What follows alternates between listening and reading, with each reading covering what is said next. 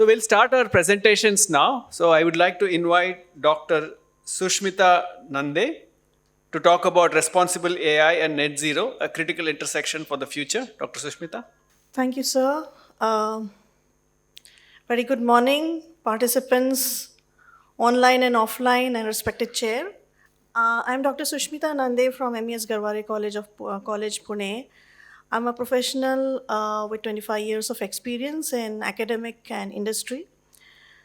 So my research is about responsible AI, a critical intersection for the future with net zero. The objectives of the research was to explore the concepts of responsible AI and first of all understand whether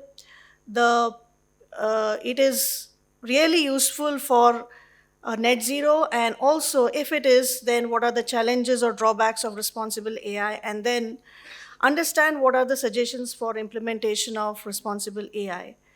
So basically, we all are now aware that responsible AI has certain principles that revolves around fairness, privacy and security.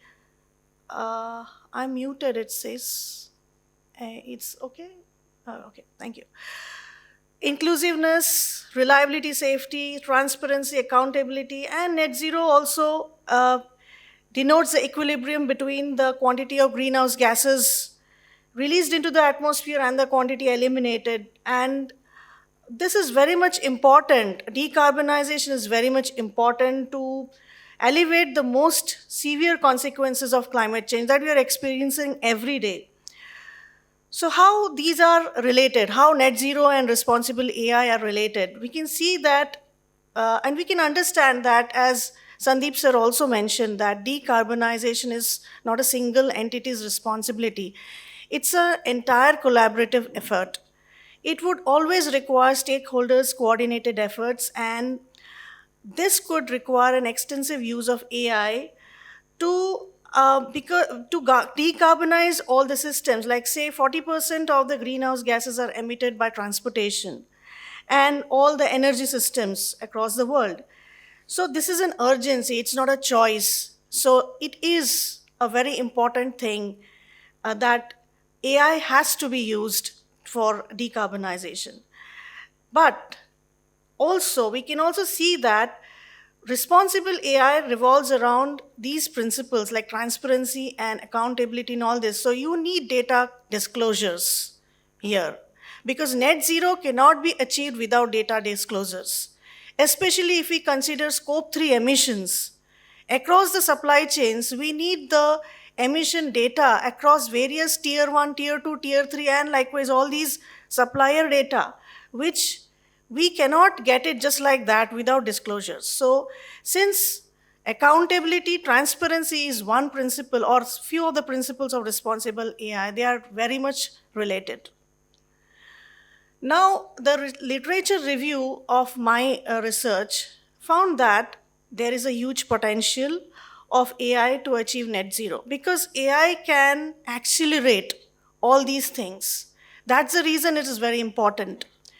We all know that optimization systems of renewable energy is one of the important things that many of the companies are actually doing.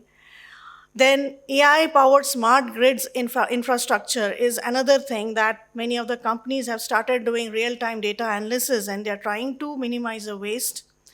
It can also help in the optimization of the logistics, especially for the shipping companies, they are doing these projects. Carbon capture and storage technologies is a very important area where the monitoring, the management of all these systems is done by AI. And of course, there are a lot of AI-related aspects in the biodiversity sector or in resilient or in the agriculture sector where AI is now used by many of the companies. Sorry. So we can also see that AI can also enhance waste management practices. Now, that is a very neglected area where the landfill emissions are not calculated properly. So there, AI can definitely help in calculating, avoiding, and minimizing all these emissions. Many of the case studies were also referred in my research. Few of them I'm just mentioning here. There are many countries now using this AI in various sectors like in energy, in logistics, in carbon capture systems. Siemens, as you know, Sandeep sir also mentioned about partnering with different companies like Copilot, partnering with IBM or Siemens, and there are different Gen AI models which are used. Accenture also uses various N-tier tool and all that to map the hotspots across the supply chains. SAP also uses the sustainability footprint management solutions, and this can use AI to expedite the carbon footprinting process. Crayon also has developed their own LLM powered chatbot, and basically, most of the tech companies have already started implementing these AI based solutions. Microsoft and Salesforce, likewise, they've also done this. Not to also, I would also like to mention that there are many startups now who are into AI, who are exclusively doing the work for net zero or for sustainability related practices.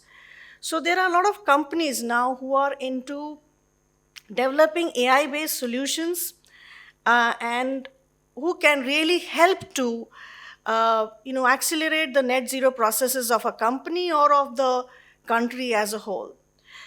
Now, while doing the research, I first of all thought of a qualitative method because I wanted to interview various experts, the leaders, supply chain leaders, the leaders.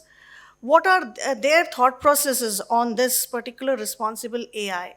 Because of their thought process and because of their the responses, it would lead to better data collection, and then my plan is to do an in-depth data or in-depth research on an exclusively large data using a quantitative method. So these respondents were mainly from supply chain, tech companies, as well as I would say consultants in area of sustainability.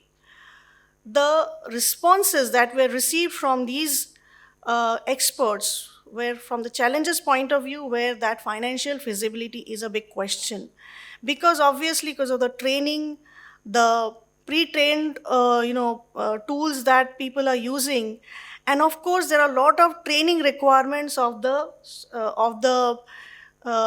staff that needs huge budgets. So financial feasibility is a big challenge. Another big problem is a lack of standard frameworks and data governance systems. So there is no standard as such in the universal accepted standards for responsible AI. Everybody is doing in their own way. Every company, every country, everyone is having their own standard. So there is no alignment of these standards, because of which there is ambiguity, and that can lead to a lot of problems. This can also assist in greenwashing because of the data quality. As Sandeep sir also mentioned, that if the quality of the data is not there, we can make or break everything. So quality of data is something that can either lead to greenwashing or you do wonders. So that is again a big challenge. Now, the cost of AI development or the efforts of AI development or the knowledge of AI development versus impact. Whether we should really go for AI development or maybe lose jobs or maybe do something else or invest a lot of money, and then what is the cost to benefit ratio here? So cost versus impact is another question. Then we all are aware that we have read a lot of articles on the energy consumption, the data centers consuming so much of energy. So that is a very big problem that all the tech people have to solve, that the AI models consume a lot of energy. Algorithmic bias is another big area which needs to be addressed. And that's what, again, is something that, again, Sandeep sir mentioned, that you ask Gen AI, the second time it gives a different question. So algorithmic bias would require a lot of reliability tests to implement such kind of algorithms in the system. Interoperability is also a very big question. Many of the companies are not yet clear about the interoperable mechanisms because they need to integrate this AI-based systems with their other legacy systems. Another big challenge is the huge workforce training because we all are reading the news that in future AI is going to be the thing and 80% of the people may lose their jobs and what kind of news we read. So it also means that we need to implement or we need to skill our own people. So upskilling the manpower is again another challenge. And of course, one important thing I would like to highlight that one of the experts mentioned was that responsible versus competitive advantage, meaning that if I have developed something for my company, whether I should disclose it and lose my competitive advantage. So there comes a question, how much should I reveal? How much should I disclose? So that's another challenge. So because of these challenges, most of the respondents or most of the experts, they all agree that AI is important because of the power of accelerating the net zero efforts. However, there are certain lot of areas to be uncovered and lot of areas to be yet explored. So the suggestions are that we need a lot of robust regulatory frameworks. The frameworks that are developed by a country, by a company, and by various other companies should be aligned. They should come together and work on it. There are a lot of reliability studies that need to be done, especially as I mentioned about the algorithmic bias. The renewable energy integration of various systems need to be done and also tested. One more important thing some of the experts mentioned were that why not have dashboards and use cases on the system, on the some kind of repository that can showcase all sorts of use cases on such AI-based systems, which can help many other companies to develop their systems. Government and policy interventions, well, in India, there is an AI policy in place. However, it contradicts with the DPDP policy. So, data protection policy and AI policy may not align. So, we need to align various policies with each other, and also the policy of India with some other countries' policy also need to be aligned because now when we are talking about net zero, it will always revolve around data. So obviously these policy alignments need to be done. Then of course, this is a very small research. It's a very small part of research. There's a lot of research yet to be done on a large sample size, which is my future project. Energy efficient responsible AI algorithms. So we all know that people are already working on energy efficiency. And of course, the trade-offs has to be measured involving carbon footprint of AI training, which again Sandeep sir mentioned that we need to also measure the carbon footprint of all these algorithms which are designed. All these systems should be human-centric. Dr. Nande, I think we are almost out of time. Yes, I'm just done. Knowledge exchange and open source solutions because it can reduce the cost of the implementation. And of course, one important thing that AI task forces should be generated, which are interdisciplinary and intergovernmental, inter-sector, all sorts of people should come together and be a part of the AI task force. And a lot of research should be collaborative. So I would just end that we are just at the tip of the iceberg and we need to research a lot and with collaboration. So with this, I end my presentation. Thank you so much. Thank you. Thank you very much for that presentation. Any We may have questions? time for just one question.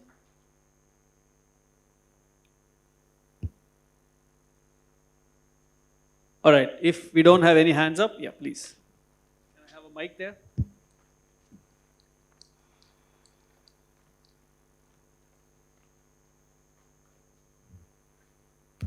Could you please go back to your previous slide? Yeah, there.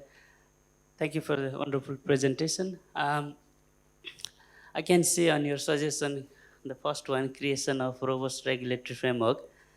In my research as well, I see this is very important factor while trying to implement responsible AI principles, whether it's in the product design or whether it's in deployment. But the key challenge is who is going to lead this process? Because when I talk to different stakeholders, for example, say AI vendors, IT developers, they they actually blame government. They say government should lead this activity, right? And then we can help them. But when you go and talk back to the government people, regulatory bodies, they say, well, we don't know about this AI thing, all these hypes, whatever coming. Um, the industry should come forward and Yes. they should suggest us what to do, Yes, right? right. And academic, they do research, they paperwork, right? They don't want to lead in this kind of real implementation, right? I don't think they have resource to lead as a whole in the process. But the thing is, in your experience, what do you see to make it a successful, robust regulatory framework and to impose, to implement, so it can actually make a difference? In your experience, who should lead this process? Sure, this should be obviously there should be a government representative here. Say, example, in India, there's a Niti Aayog. So obviously, there should be a government person, or the initiative should be from the government or the industry sector. But the decision or the research should be presented to the government and they should approve it. So there should be an interdisciplinary board for this, because they'll be always passing the buck here. I mean, they will be always passing the ball here and there, that this is their work, this is not my work. So obviously people should come together, and academic and research institutes can take the lead in doing all these things, involving the industry and the government personnel here. So this can be presented to the government, and then there could be the framework that is implemented. Thank you. Thank you. Thank you Thank very you much. so much. Thank you.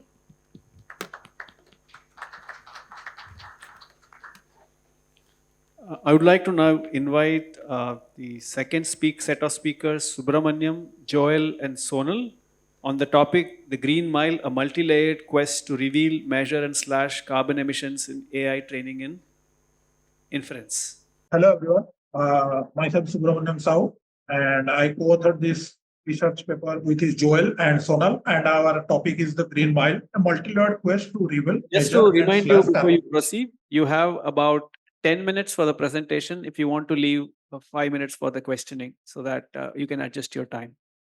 Yeah, sure, sir. So our research focuses on the basic fact. Thanks to neural scaling law, currently we are making larger models having billion number of parameters, which leads to more time for the computation, and which leads to more energy use. And we know the more energy we use, the more greenhouse gas we emit, and which directly impacts our environmental. And I try to differentiate the impacts on this environmental thing through three levels. The outermost circle shows the system level impacts, which has the higher level impacts than the others on the environmental thing, which shows the value lock-in method and the rebound effects and the path dependency. And then the application related impacts, which shows the different power systems, the energy supplies, industries, and different agricultural aspects of our society and forestry. And the last one, which is shown by the innermost circle, is machine learning training. Basically, our research is focused on this computing related impacts, particularly the how silicon and silicon related materials are going to impact our carbon emission on this environmental. So for the experiment, we have used the code carbon package, and the thing is, code carbon package is currently the open source package, uh, which are also used in Google and Anthropic kind of Fortune 500 companies. And while we are doing this project, we connected the code carbon package to the Google's data center at South Carolina. And the best thing about code carbon package is it will give the same intensity to a particular energy source, whether it is created anywhere in the world. Like it will give the same carbon intensity to the coal, whether it is burned in California or in China.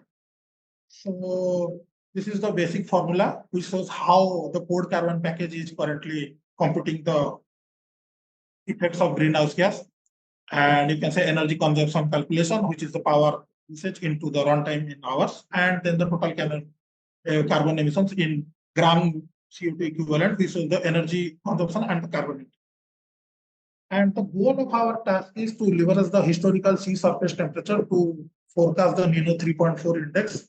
NINO 3.4 index shows the basic anomalies in a to predict a ENSO index, a kind of like El Nino index, which measures the state of the ENSO by encoding the average temperature anomaly in the equatorial Pacific.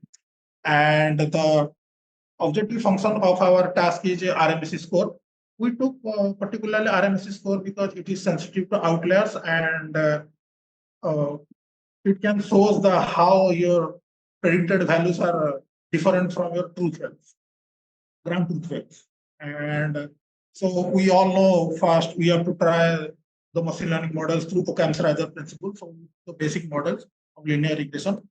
And as you can see in this figure, the correlation is too low, 0.7 only, and the basic RMSE score is also 0.88. And the emission score is too low, but as you know, the RMSE score is too high, so we can't depend on this basic linear regression model. Then we actually applied a CNN model, basic CNN models having 6 million parameters, and let's see what CNN do. So during our training, we have used Adam optimizer and a learning rate of 0.0001. We trained this model for 50 epochs, and the batch size is 10. And as you see, the correlation is 0.95, which shows that the linear relationship between those one dependent variable and one independent variable is too high, and the RMSE score is too low, 0.28. And while comparing with the linear regression, you can show that we can actually use CNN, but the carbon emission rate is too high. And then we just try to prune the CNN models, like we just remove the second layer of CNN model to see what happens if we change any kind of architectural design in a neural network, so that we can see how it will affect the RMSE as well as the carbon emission rate. And while doing this, we got to know that the emission rate is also increased and RMSE score is also increased. So we urge everybody not to prune any kind of neural networks. So then we have applied early stopping, and during the early stopping, we made the patience value to 15 epochs, and RMSE without early is 0.28, and RMSE with early stopping is 0.29. You know, it's kind of like slightly higher, but there is a decrease in 43% of carbon emission, which is quite good. And we again trained the original CNN, not pruned CNN, with a hyperparameter tuning. We have used to tree structure Parsant estimator because we all know the grid estimator, grid CV search is actually not efficient in this kind of domain. So the best parameter we have also got that a number of input time step is 1 and the learning rate is 0.0046, and the optimizer is here is stochastic gradient descent instead of Adam optimizer. And the RMS is also somehow less than the previous. We got it 0.25 and error is also reduced by 11.3%. And then we have again used the hyperparameter pruning. It's actually a higher version of hyperparameter tuning. And we have used percentile pruner of Optuna model, Optuna Python package. And we got somehow the RMSE score somehow same with the same learning rate, and the number of time step is 1, and optimizer is SGD. And as you can see, the TP search and TP search pruned have similar kind of RMSE, but in TP search pruned, we got a lower carbon emission score as we have slashed out the worst 10 performances of our parameters. So we have to TP search prune 10%. And so this is the kind of like summary. We have first linear regression, and Uh, we have used RMS score of too high, then we have used CNN model, which got a lower RMS score, and then pruned the CNN. And we tell everybody not to use pruned CNN because the emission rate and RMS score got increased. And then you can use early stopping. Then we have used hyperparameter tuning. And the best thing happened to our project is we have used CNN model with hyperparameter tuning, which shows the lowest emission rate along with the kind of like 0.25 RMS score. And we have also took the code carbon package on the model inference. We actually deployed the linear regression model and tried to test it on a different data set. And as you can see, the linear regression model is 7.57 10 to the minus 8 kg CO2 equivalent emits, and while the CNN model somehow equal, we can say. And but it's very low actually rather than the training time. And the future word suggests that you have in this era of noisy information, you have to focus on the relevant information so you can accurately assess what's happening inside the model and how the model can impact with our environmental. And we have to track and audit all what is happening inside our model right from the data collection to the model deployment. It's like pre-training, post-training. And then we have to train our models on the cleaner energy data sensor to emit the low greenhouse gases. And so I would like to conclude the discussion by saying all research papers should disclose the emission rate because that is a need for the moment. And I urge all the lawmakers to get some kind of climate change bill so that at some point of time in AI safety, I believe we need some kind of government interventions. And AI safety and labs should prioritize internal studies on this topic because it's kind of like important thing. And we should monitor and report the catastrophic risk regarding the usage of their own model. And thank you. Thank you, Subramanyam. I think it's an excellent and interesting presentation, short and sweet. Before I open up to the audience for questions, I have one question. So you put together a specific emission footprint for different models, but wouldn't that be dependent on the problem or the optimization framework or the optimization objective you're talking about? So you had a specific objective statement which you're trying to optimize and you had this footprint. Now, how would you want to generalize? If I were to look at it more broadly, do you see a reason for this to change? Like for example, in another objective function or another optimization opportunity, will this order of emission footprints change? First of all, I like to say that the biggest drawback in our project is the data is very static. Actually, we kind of we don't have any access to the dynamic data. And the thing you are telling that yes, we took RMS score as an objective function, but you can take R square and R squared matrix, which is actually great. I mean, R square matrix actually shows the kind of variability that is present in your data. And I would like to say another one thing is like this AI safety is like a actually I divide it into two types. One is technical AI safety and another one is policy-based AI safety. My research is particularly focused on technical AI safety. But if you want to make it a good project, I mean, if you want to make it to a greater level, I mean, we should focus on the policy aspect of it. And there is another one thing. The kind of project we did is actually, in a very short term kind of project. And another one thing we got to know that this Optuna package is actually I believe Optuna is going to obsolete in 3 to 4 years because it's actually a multi-objective optimization algorithm. It's particularly not a very kind of cool evolutionary algorithm. So I believe for me, I want to discuss with a policy-based researcher to make it.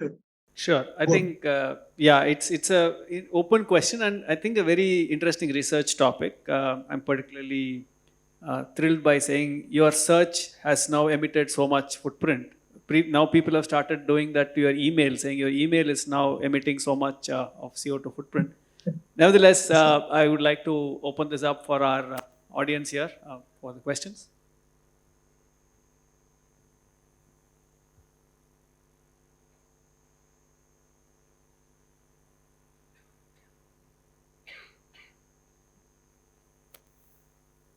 Okay. If there are no further questions, we can move on to the next speaker in this series. We have again the same team. I think the presenter now is going to be Sonal Singh, talking about Edge of Tomorrow, enhancing efficiency through model integration for ENSO index prediction. Yeah, so hi everyone, this is Sonal, and today I'll be discussing the critical role of machine learning models in addressing the climate change forecasting, particularly in focus to the ENSO or El Nino Southern Oscillation Index prediction. As Timnit has rightly said, technology can play a crucial role in addressing the climatic change, but at the same time, we need to be aware of the environmental impact that our technological changes can bring. A sustainable approach to AI is no longer optional, it's a necessity. Before I dive into what we have done and why we have done, I would like to give you a brief introduction about ENSO. So, ENSO is a climate pattern that leads to warming of the ocean temperature in the Pacific and has the potential to disrupt the weather pattern across the world. Due to the non-linearity and the chaotic nature of ENSO, traditional models often struggle or fails to capture the full complexity. Hence the need for an ensemble approach. There are various sectors which can benefit from the accurate ENSO predictions, out of which I have mentioned some of the sectors like agriculture, where we can optimize the planting schedule, irrigation, and crop selection, water management, where we can manage the water resources, predicting drought or flood risks, disaster preparedness, where we can plan for the potential extreme weather events associated with ENSO, and lastly, the economic planning, where we can anticipate the potential impact on industries like fishing and tourism. So there are various modeling techniques which we have used.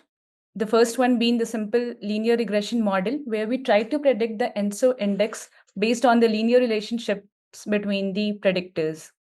It was a simple and interpretable model. However, it failed to capture the nonlinear relationships. We further went ahead with a stacked ensemble model where we combined multiple base models like linear regression, decision tree, random forest to improve the predictive accuracy. We have used a meta model in the end, which learns to optimally combine the base model predictions. In the end, the final prediction integrated the insights from all the base models and gave or returned a better accuracy. We further went ahead with particle swarm optimization ensemble method, or commonly known as PSO. I'll just brief you about this method as we don't have much time. So yeah, this is a method to find the best solution possible, and it mimics how the birds fly in a flock. So each bird or a particle, in our case, will start with a random position and a random speed. Each particle will evaluate how good its position is based on a cost function. You can use RMSE, MSE, or R2 score. And then after evaluating, we need to update the speed based on two factors: how close it is with its own best position and how close it is with the best position found by the entire group. This process of evaluating, updating, and moving will continue until the conditions are met or the bounds for the hyperparameters are reached. In our work or experiment, we took the maximum number of iterations as the hyperparameter bound. So when all the iterations were met, we found the best solution possible, and that setting was used to train the final stacking model.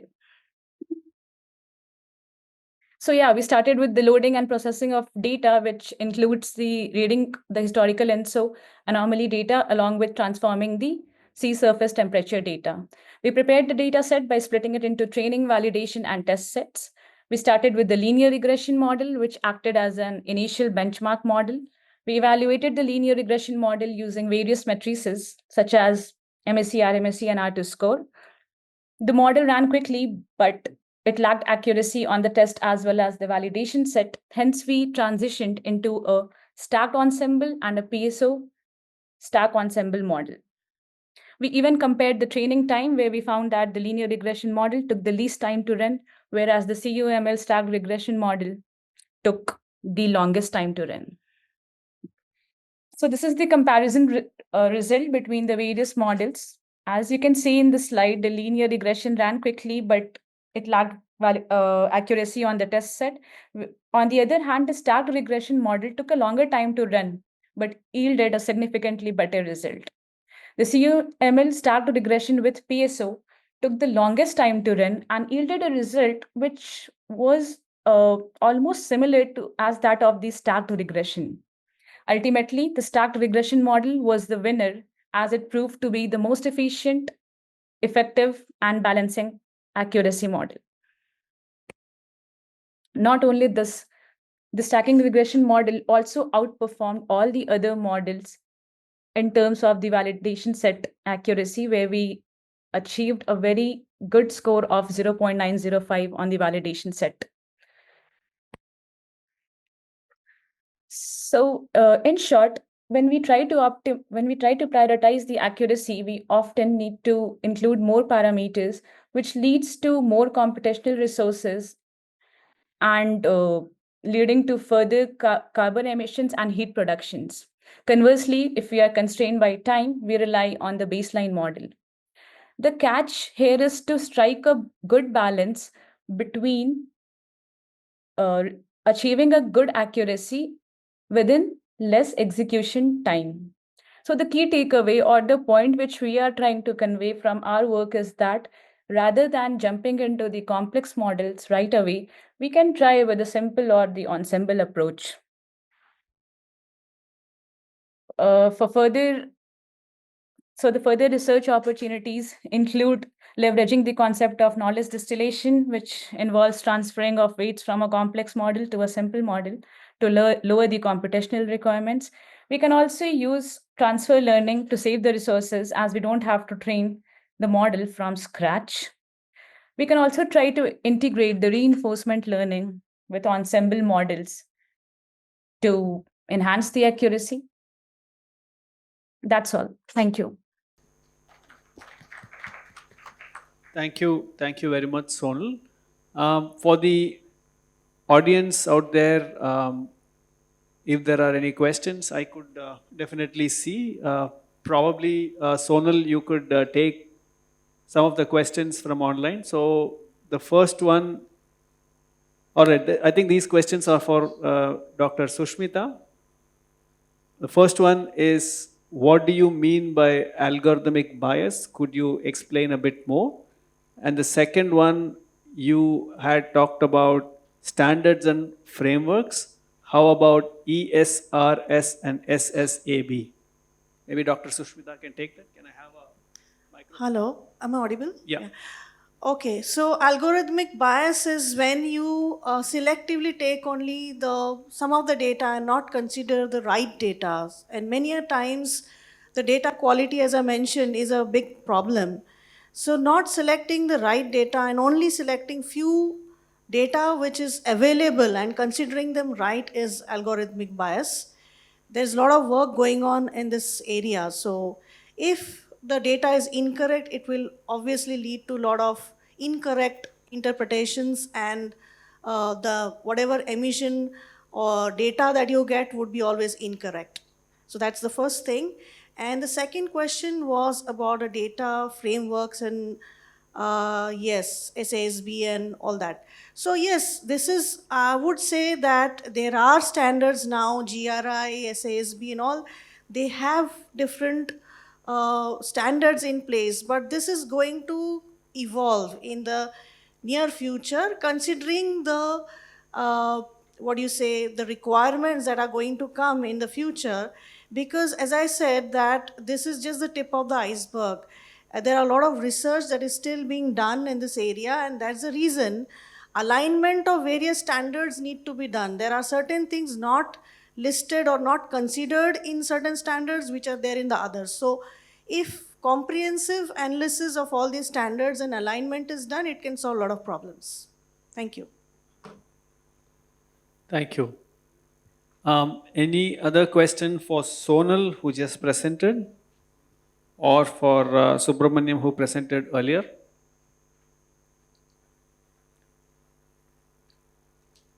Yes.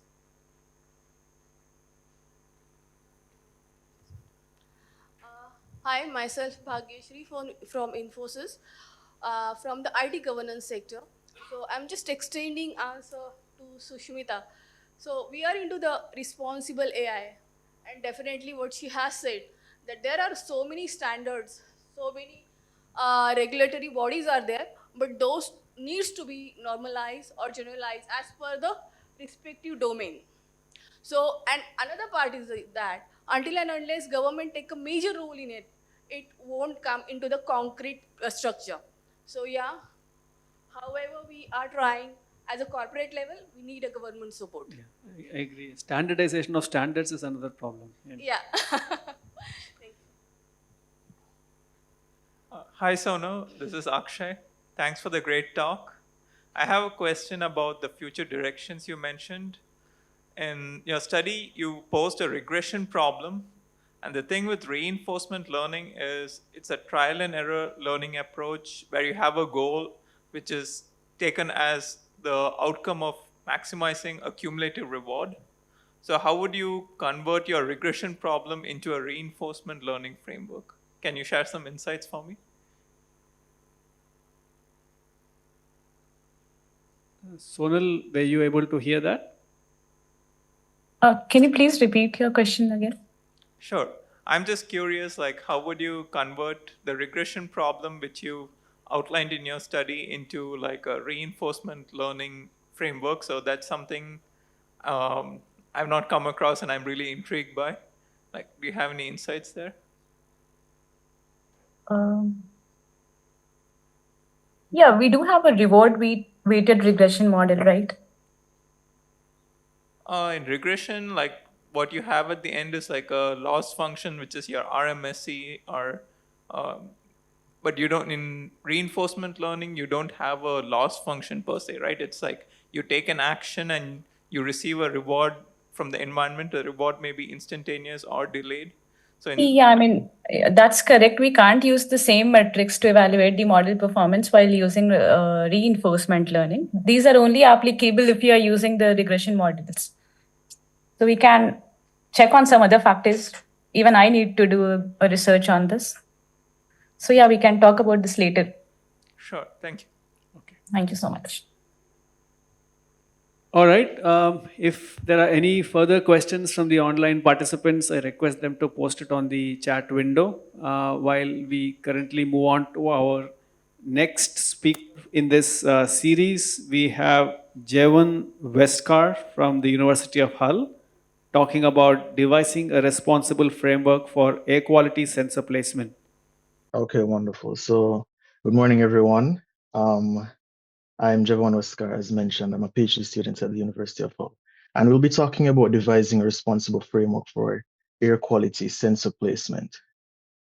I mean, this is nothing new to us, the impact that air pollution has had on all of us. I'm sure we've all sat in traffic before and just inhaled those fumes and just wished we were in a different place where that air was more clean. You know, we see, if we look on the different groups, age groups of people, we have children, adults, elderly. And if you look on the slides here, you can see a recurring decimal with asthma being an issue related to air pollution. We're also seeing things like lung cancer in adults and in the elderly, dementia, heart attacks. These are really serious issues. So we wanted to look at how can we position sensors in a way that we can properly monitor these pollutants. And when you think about the problem, if I should toss the problem out randomly to someone, maybe on the street, and you say, how do you position these sensors? There's things that are typically done. The aim is to maximize practicality. So we're looking on things like, what's the wind direction? What kind of pollutants are we thinking about? What's the wind speed? What about humidity and temperature? But rarely is it ever considered what these social factors are that may lead to unfair distribution of these solutions. So we may have, I mean, there are, you know, postings in the literature that talk about, sensors being placed in maybe more affluent areas as opposed to having them being placed in areas of lower affluence or lower deprivation, I should say. So our aim was to create a model that utilizes fairness as its major decision driving force regarding where these sensors should be placed. And we use the English indices of multiple deprivations as that layer. We'll get more into that on the next slide. The next point we wanted to really hammer home was to place sensors in highly impacted regions for specific target variables. So, for example, let's say we think about geographic space, and I'm not very familiar with how Chennai is oriented. But if we take that space, we can look on all the areas where we have dense populations of people. We can look on areas where we have a lot of people who are suffering from respiratory issues or cardiovascular illnesses, and so on and so forth. And finally, we want to maximize the geographic spread of these sensors across this area of interest. So getting to the English indices of multiple deprivations, there are 7 different forms of deprivations that have been aggregated into one index. And as you can see here, we're looking on income deprivation, employment, education, health, crime, barriers to housing and services, and the living environment. And you can see that it's weighted differently. So one thing very important is that this is a measure of deprivation and not necessarily a measure of affluence. So just briefly looking through what our algorithm is trying to do. For one, again, if we take that geographic space in our mind, the city of where we're thinking about a city, we want to convert all the smaller divisions of that area into what we call tertials or categories. So if we think about population density, we would have an area where there's high density, an area where there's medium density, and an area of low density. The same for the other parameters that we're looking for. We also remove outliers using contiguity-based clustering. And what this basically does is we want to ensure that areas that are not surrounded by similar values. So let's say we have one area that has a high population density surrounded by many other low areas or medium areas. Then that area may not be fully representative of, the high density that we want to cover for that area.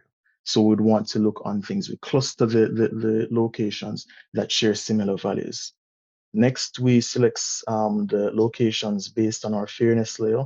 We'll get a bit more into the trace through on the next slide, using distance and the number of sensor locations that are required. We do this multiple times, so generate quite a few results. And then we have 2 metrics that we've defined, the intensity score metric and the fairness score metric that we've used to evaluate the model. Now, this is just a simple, execution trace of some synthetic data that we've created. So if we picture in our minds this, 4x5 grid being a city, the initial step is to convert, as we said, all of those areas into, this is a high area of population density, medium or low. And we do this for all our layers. So as you can see, we have 2 separate sections. We have what we call target field functions, which are those areas that our aim is to find high values of these areas. And then we have our fairness field function. And the aim of the fairness field function is not, as we would do for the target field functions, to only maximize getting high values, but we want to get an even balance of high, medium, and low. And if you think about it, we want to ensure that people who are living in areas that are really deprived are getting sensors, but that should not mean that people who are in, really low areas of deprivation should not be getting sensors. We're trying to spread these sensors evenly across all these different areas. So this is what the clustering would look like if I go, okay. So I'm not sure if you can see my mouse here, but this low value would represent one area that would not be encapsulated in our clustering process, as it's surrounded by other values which do not share its same value. So moving on to a quick execution trace, what happens is each of our target layers are given the opportunity to choose a single sensor location. And this is an iterative process. So once we go through all, whatever n number of layers that we have target field functions, it could be, 3 as we have here, or even 5 or 10, then each of these layers will be given an opportunity to pick a sensor location. This first one here is what we do. We take that largest cluster, the largest high valued cluster, and we try to place a sensor there. And we move to our next layer, looking for those, large clusters and trying to find locations that are not too close in proximity to the one that has already been selected, while also, ensuring that we're getting a good spread of our IMD value or fairness value. So looking on our evaluation, the intensity score metric, as I described before, is the measure for all our target field functions. So for population density layer, for cardiovascular diseases, for respiratory diseases, are we positioning sensors in areas where we have maximized people who are most affected? That's the aim of the intensity score metric. And it's defined by this formula here, which, as you can see, is simply an aggregation of all the high, medium, and low values by the optimal value that we'd want, which is to get high values across all of these different layers. And finally, our fairness score metric. I mean, looking on this formula, I'm pretty certain that all of you know exactly what's going on here.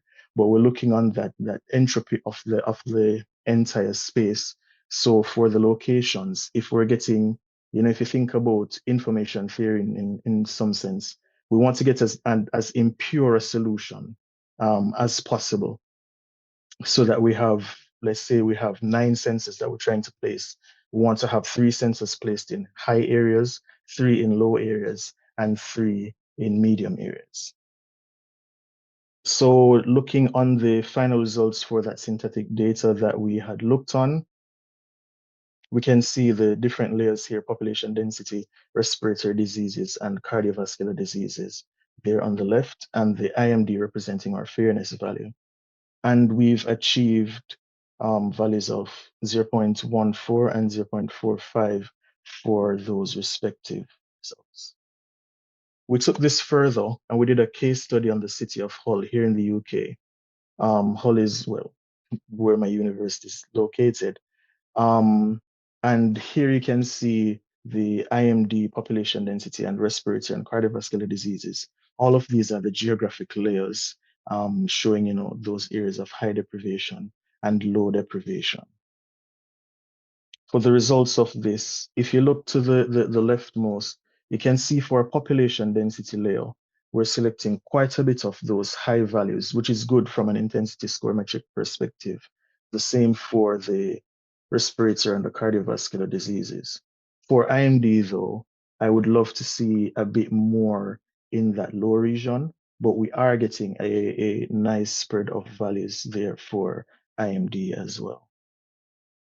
So, in conclusion, we've realized that sensors can be placed in a manner that maximizes fairness. We can do 2, select densely concentrated areas for our target field functions. And finally, we can spread these sensors across this geographic area in a way that maximizes the coverage as well. So we've also proposed 2 metrics, the intensity score metric and the fairness score metric, that can be used to evaluate the quality of the results that we've achieved. And this approach to positioning sensors may positively impact the public's perception, since the methods proposed keep fairness as a core tenet of its operation. And on this point, I'd just like to, throw in as well that we've proposed this to various city councils, and some of the responses we've gotten is that, it's really a wonderful approach, And one of the things that they really like about it is that it adds an element that they can explain to the public that, we have considered fairness and this is how we have implemented and added fairness to our decision-making process. And with that, I'd like to give special thanks to the Hull City Council, Amanda Porter and David White, as well as the Bradford City Council and my team of supervisors, and also to you for listening. So if you have any questions, feel free to ask or suggestions. I'm very much looking forward to suggestions. Thank Thank you. you. Wonderful presentation, Jevon. Thank you very much. I do have one question. Fairness versus technical suitability or engineering requirement. Do you see a conflict there, or fairness would also ensure that this placement of sensors where it is supposed to be placed is taken care of? That's an interesting question. I think that's the one of the biggest takeaways even from this conference itself is the complexity of the idea of fairness. Because in considering, fair positions for cardiovascular disease and these other elements, we may be, sacrificing something on another front.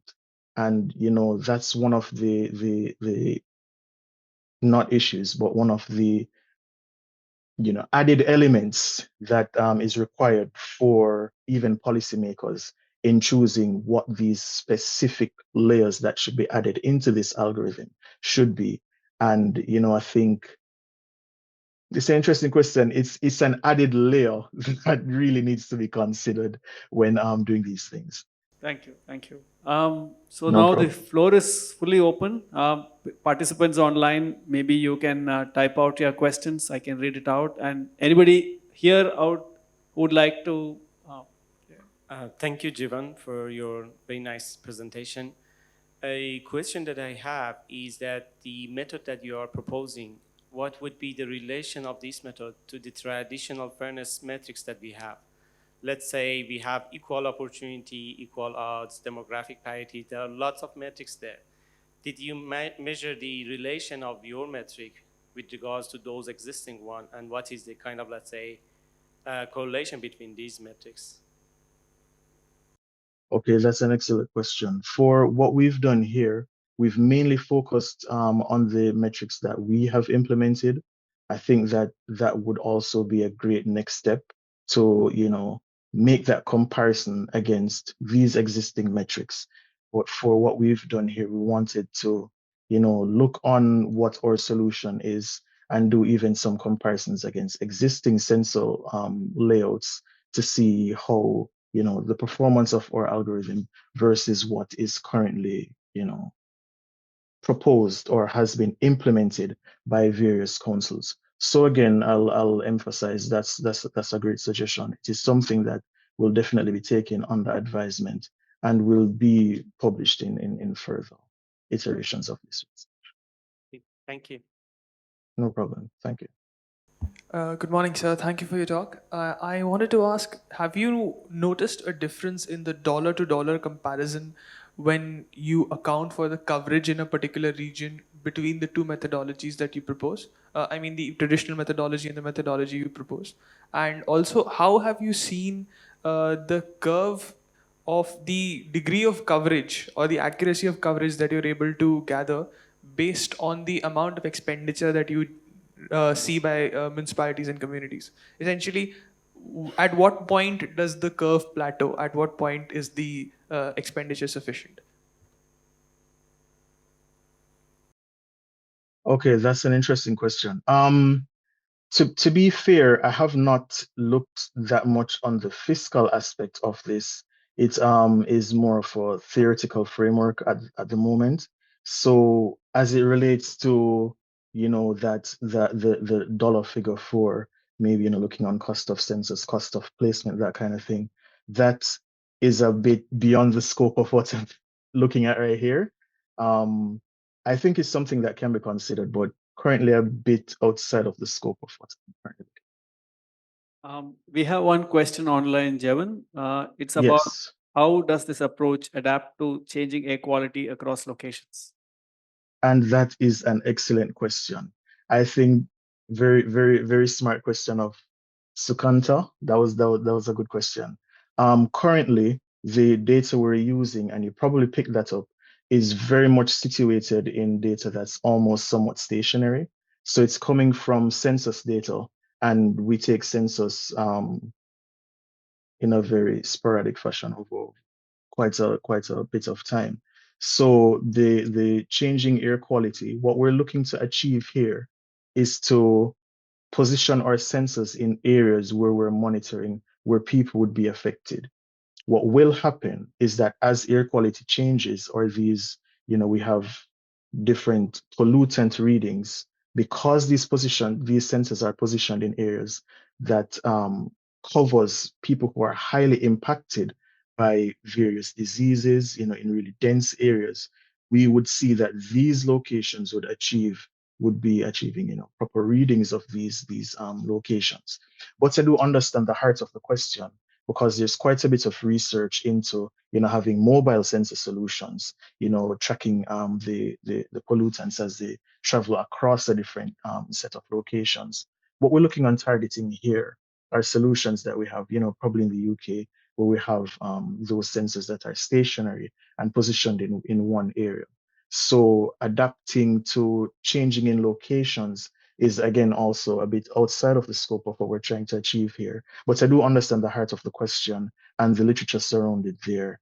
But it is something that is, again, an interesting segue into another area of the research. And I mean, this shows how important this area of research is, and how wide it is, and the amount of work that can be done in this area.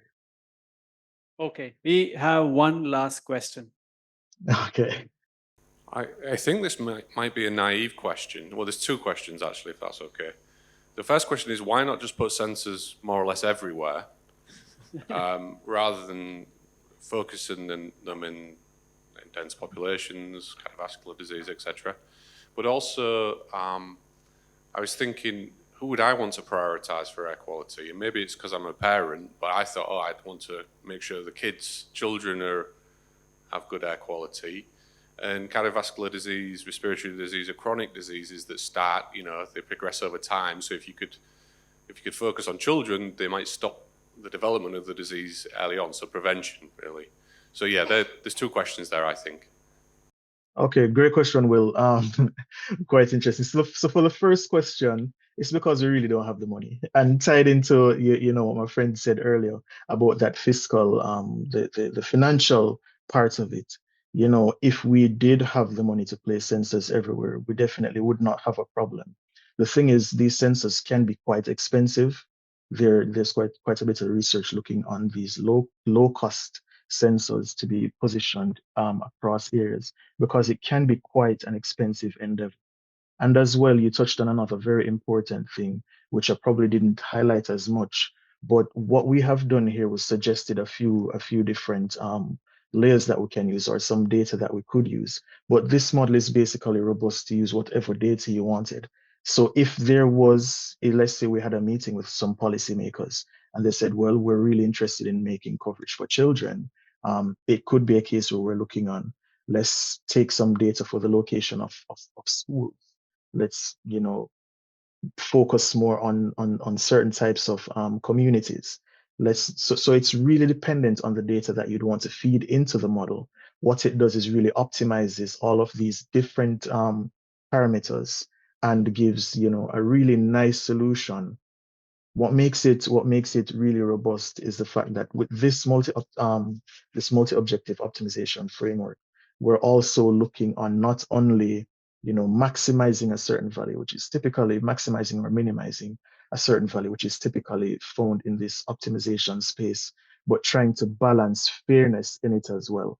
So when we add fairness to what you're saying, locations where children are or would mainly be affected, these are different things that we could add to this model to get different decision results. So great question. Thank you. Thank you. Thank you.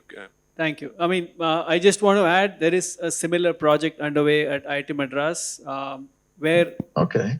approach is to mount sensors on vehicles, how Google does a street map across the place. So you more or less traverse, and Right. You do use the data models to get a fair estimation on hyperlocal emissions across the entire city, and then these could be high fidelity or low fidelity sensors, and of course you could have some stationary sensors at some strategic location periodically to calibrate the sensors that goes across. So this kind of does two things. I mean, places with high density uses low quality public transport or some kind of such areas get represented automatically.